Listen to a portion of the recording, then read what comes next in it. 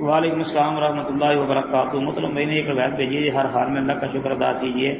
اس میں یہ روایت جو لکھی ہے عبداللہ بن عباس رضی اللہ تعالی عنہما سے مروی کہ اول من یدعى الی الجنۃ الذین یحمدون اللہ فی السراء والضراء، جی سب سے پہلے جن لوگوں کو جنت کی طرف بلایا جائے گا یہ وہ لوگ ہوں گے جو تنگی اور کشادگی دونوں حالتوں میں اللہ کی حمد اس کا شکر کرتے رہتے ہیں۔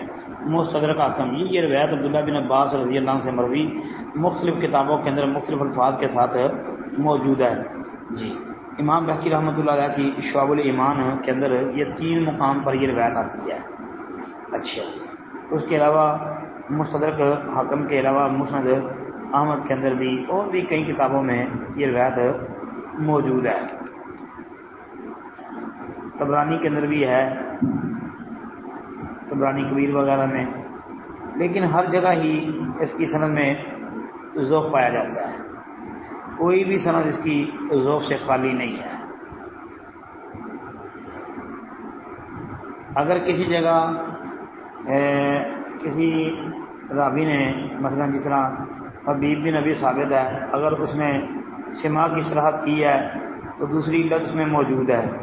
اگر شعبہ نے مطابقت کی ہے مثلا قیس بن ربیع کی یا دوسرے راوی کسی کی جو ضعیف ہیں جن پر ائمہ محدثین نے کلام کیا ہے، اگر ان کی مطابقت موجود ہے تو پھر بھی اس میں کوئی نہ کوئی علت باقی ہے۔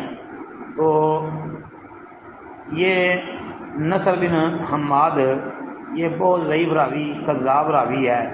تو اس تحقیق مختصر تحقیق میں یہ یاد رکھے کہ اس حوالے سے ایک بھی روایت ثابت نہیں ہے، جتنی ہیں ساری کی ساری ضعیف قسم کی ہیں، بلکہ بہت زیادہ ضعیف ہیں جی۔ تو اس لیے یہ روایت جو ہے نا ثابت نہیں ہے جناب نبی کریم صلی اللہ علیہ وسلم سے۔ السلام علیکم ورحمۃ اللہ۔